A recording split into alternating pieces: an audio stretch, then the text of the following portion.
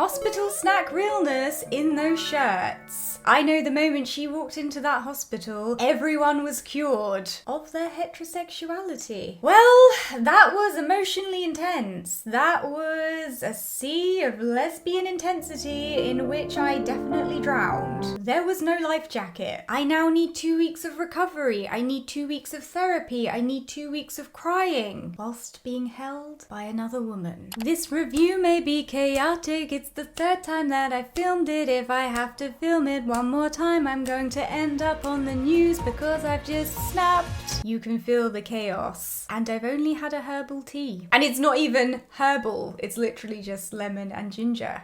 Cool. Or to be proposed to on the beach. Actually, can we just talk about the sheer amount of lesbian emotional intensity radiating from that beach proposal scene? Because, oh my god, I needed sunshades just to watch. I think Faye and Yoko's chemistry is the best that it's ever been in this episode. The chemistry was chemistrying. The love hearts radiating from An-Nung's eyes in that scene. I stopped breathing. Did anyone else think that they were going to smash on that sofa? Because I'm not saying it was a missed opportunity. I'm just saying that's what the scene was giving. So why not let it go to its natural conclusion? I mean, we've been well fed up until this point, but there's nothing wrong with an extra snack. That's all. These videos make sense to nobody else but gay people. These women have not stopped crying since season 1, both in front and behind the camera. How have they not been sponsored by a tissue company yet? Episodes 4 to 6 of this season were just the writer's room being like, how much can we emotionally traumatize the characters that we've created? In the shortest amount of time possible, let's see. I also love that episode 4 was just a leisurely stroll, and then episode 5 was like, oh my god, there is no time to breathe. Pedal to the metal. So, before we get into discussing the finale, I just want to address 2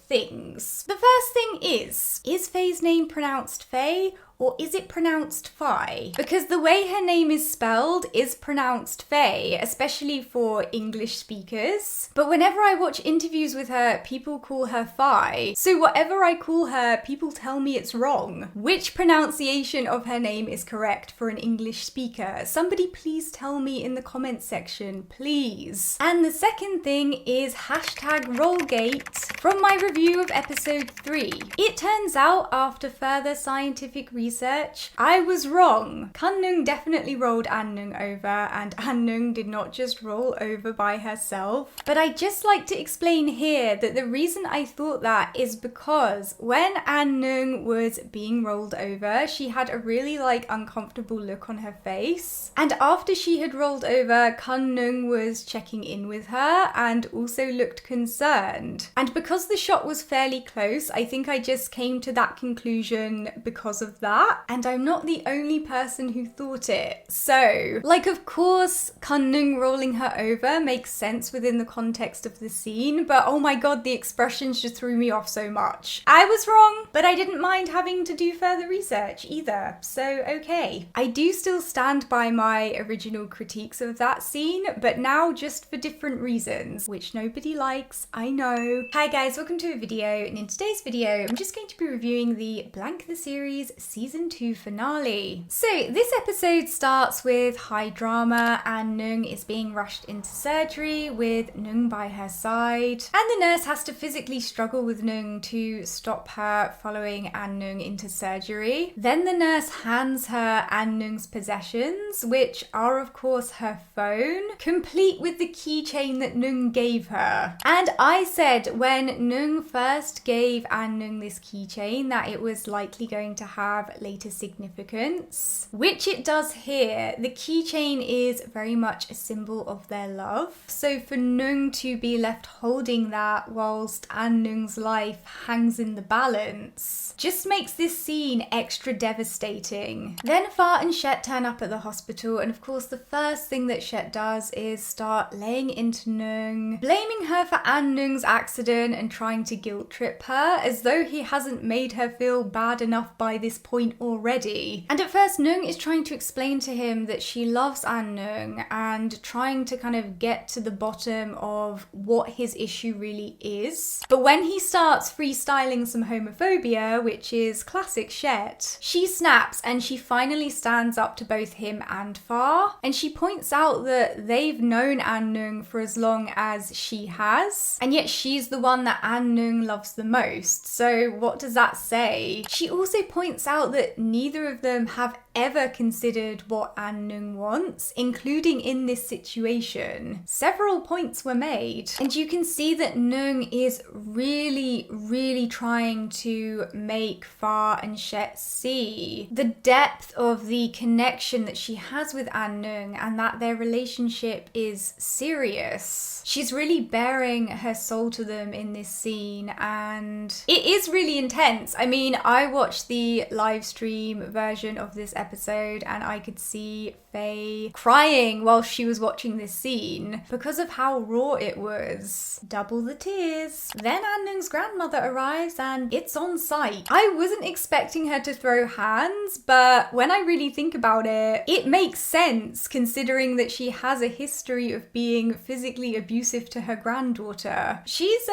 spicy, and by spicy I mean violent. That's a spicy meatball. Then the surgeon comes out and tells everyone that An Nung is alive, but that she's got a head injury and a broken arm. Thankfully, we managed to evade the lesbian death trope this time around. I survived the lesbian death trope. Put it on a t-shirt. So they all go to visit An Nung, but tensions are still high and Shet asks Nung to leave. And Nung does so reluctantly, but not before some emotional finger brushing. Then Nung returns home to a very concerned Auntie Nim, who is probably thinking to herself, wow, a real life episode of the L Word for me. And then Nung goes upstairs and starts hugging the birthday plushie that An Nung got for her. I thought it was interesting that they didn't actually show us An Nung giving this gift to Nung on the birthday episode, and instead it was sent to her afterwards, so I knew it was going to have some significance later on in the episodes, which it does here. And in this scene we can see through the plushie how much longing Nung is feeling for An Nung, and also how guilty she's feeling about what happened, because she apologizes whilst hugging it. And of course, what episode of Blank would be complete without the being emotionally devastated and falling asleep whilst hugging a plushie moment? It's signature to this show. And then Nung calls Far to check in on An Nung, and Far tells her that An Nung still hasn't woken up. And it's very tense and emotional because, of course, both women are not sure if this person that they love is ever going to wake up again. It's a very dark moment, and you can see how this plunges Nung into a complete depression. It's like she no longer has a reason to live, and she's said herself many times that An Nung is her everything. An Nung is the only one that she's ever truly loved, and so if she loses An Nung, in a sense, she's lost everything. It's a whole cocktail of guilt and heartbreak. But luckily we have support system Sam to the rescue, who shows up to take care of her sister, and I've said this before, but I really love how much of a rock Sam is in Nung's life, and how important it is that Nung has Sam, because when it seems like the whole world is against Nung, Sam is the one who is always there for her and on her side, no matter what. Sam really understands Nung in a way that nobody else does, and considering everything that they've been through, I just think it's so important that they have one another. Sam is the one who actually gets Nung out of bed, and that just goes to show the strength of their connection and the importance of their relationship. So the next thing we know, Kun Nung is out of bed and she's cooking, which Auntie Nim is pleased to see. And Kun Nung explains to Auntie Nim that she's cooking green curry because it's An Nung's favourite and she might smell it all the way from her hospital bed and wake up. The meaning behind her actions is really sweet and, you know, very telling of how she is threading An-neung into everything that she does and is doing what she can in this situation. Finally, Kang-neung tries to visit An-neung at the hospital again, but An-neung's grandmother is there and she is not happy to see her. It's still on site. But this scene is significant because it's the scene where Neung finally claps back at the final boss. And she points out to her grandmother that An-neung wouldn't be in this situation if she was not forced to go and live abroad in the first place. The blame doesn't just lie on Kang-neung, and she even goes so far as to say that maybe An-neung is better off living in her dreams than in the reality that her family have created for her. Ouch. But of course, An-neung's grandmother doesn't want to hear it, and the tensions are still incredibly high. So Fa asks Neung to leave as a favour to her, which Neung does so reluctantly, but this scene is important because we can see how Neung has chosen to finally make a stand against An-neung's family and is choosing to fight for their relationship.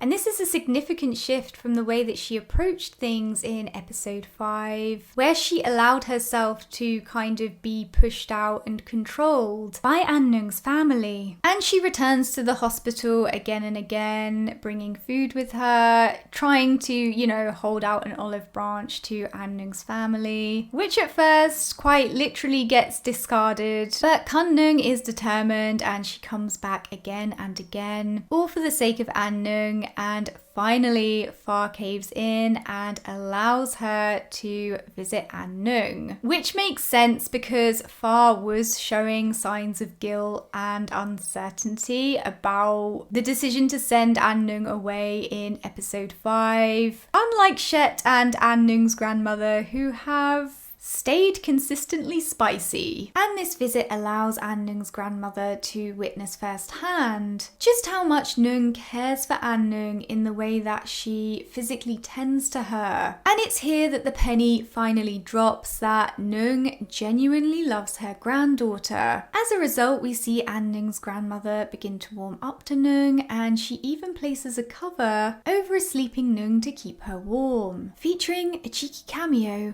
of the BLANK novel, which is a really touching moment. However, I do feel like the process of acceptance and understanding from An-neung's grandmother was rushed in this episode. I think realistically it would have been a much longer process than was shown, but hey, they were speeding down the highway this episode. Similar to An-neung's grandmother, Shet also witnesses how much Neung cares for An-neung in her hospital visits. Apparently foot touching was the magic key to acceptance this episode. But anyway, as a result of this, he finally comes around to speak to Neung, which you can see has her shook, because up until this point his only interactions with her have either been dragging her through the dirt or telling her to get away. So for him to start a conversation without an insult is a huge development. And to Shet's credit, he explains that he now understands that he has been approaching the situation in the wrong way, and that he realises that An-neung is not his possession.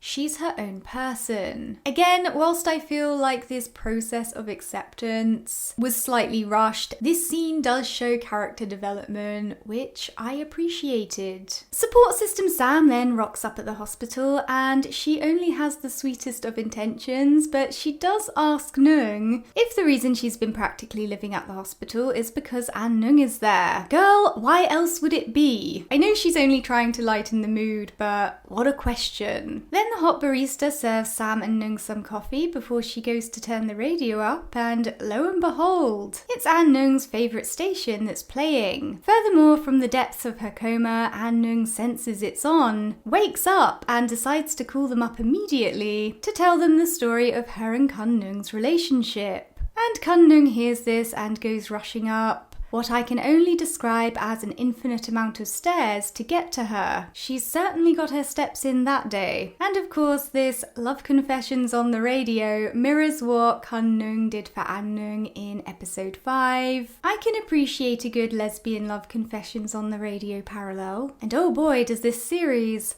love a parallel. Nung and An Nung have a very emotional reunion, and as usual, Nung's expressions convey everything that she's feeling without her having to say a single word. And from there, she's right by An Nung's side, helping her to recover from her accident. So, peace has been restored to the lands. And An Nung's dreams of U-hauling partially come true when her grandmother allows her to stay with Kun Nung on the weekends. It seems that An Nung's family has made peace with their relationship at last. Everyone is smiling. It's almost as if there were never any problems at all. And then we are blessed with tender hair touching, deep eye contact, and sweet words. Nung and An Nung are in it deep. They are lost in the lesbian sauce. Cue my favourite scene in the entire series, and that's the I love you and I love you too moment. And it is everything. It is the moment, the eye contact, the burning lesbian intensity, the chemistry is chemistrying, the butterflies are butterflying. And their kiss here is definitely my most favourite kiss of theirs in the entire series because their energy is the most well matched here that I've ever seen it. Fast forward some time and we see that everyone is doing well. It's like the end of Mean Girls. But most importantly, we see how Mon is still thirsty as hell for Sam. All these years later, winners never quit. Kun Nung and An Nung are finally living together, and I have to say, there's something in the air between them in this scene. It's lit up like a Christmas tree, like the 4th of July, like a thunderbolt being thrown down from Mount Olympus. In fact, the chemistry was so intense in this scene, I was sure we were going to get another love scene, which I would have appreciated strictly for scientific purposes, of course. However, it's not to be. But that's okay because it's swiftly followed by the most romantic beach proposal I have ever seen. Nung and An Nung exchange some touching vows here, and I have to say, you can just see the love radiating out of both of their eyes in this scene, and oh my gosh, it was palpable. It was emotional. It was beautiful. The acting from both Faye and Yoko in this scene just absolutely blew me away. And I think the fact that Thailand has just legalized same-sex marriage also makes this scene extra emotional and extra special. Now, personally, I think the episode should have ended here with Nung and An Nung walking away together hand in hand on the beach. But the writers had a different vision, and so we do get a bonus actor switch up, with 2 new faces playing an older version of Nung and An Nung. I have to admit, when I first saw these 2 from behind, for some reason I thought they'd hired body doubles, and I was like, choices. But no, they are supposed to be older versions of Nung and An Nung. And on the one hand, it was doing the most. It was a bit extra, a bit unnecessary. But I get why they did it. It was to portray that Nung and An Nung made it, and to leave no doubt whatsoever about their happy ending. So yes, it was a very romantic and beautiful note to end an interesting yet wonderful series on. And like I said, I watched the live stream and I could just see from the way Faye and Yoko were reacting to this episode just how much this series means to them and just how much of themselves they poured into their characters. They really opened themselves up and poured everything that they had into this show, and it's special because of them. Overall, I thought the finale was a beautiful end to season 2 and to one hell of a series. I don't have any real complaints about the episode. I mean, were they doing the most with the whole kind of switching up the actors to play older versions of Nung and An Nung at the end? And could the pacing and structure from episode 4 onwards have been a lot better than it was? Oh yes. But as usual, Faye and Yoko's chemistry and performances just make up for everything else. And really, that's the reason why most of us are watching this show. I mean, I also have another very good reason in general but yeah. They are what makes this show so engrossing and interesting. I also think the finale felt extra emotional for me, at least, because Thailand has just legalized same-sex marriage. So their happy ending just feels extra significant. I'm gonna give my final thoughts on the series overall in a different video, because this review is already longer than a wizard's beard. And ain't nobody got time for that. But I will say it's been one hell of a gay and interesting journey. My life summed up in one sentence. Okay guys, let me know your thoughts on the Blank the Series Season 2 finale down in the comments section below, or you can just leave an emoji. I don't mind. Don't forget to subscribe for instant disappointment, and I'll see you guys soon. Bye!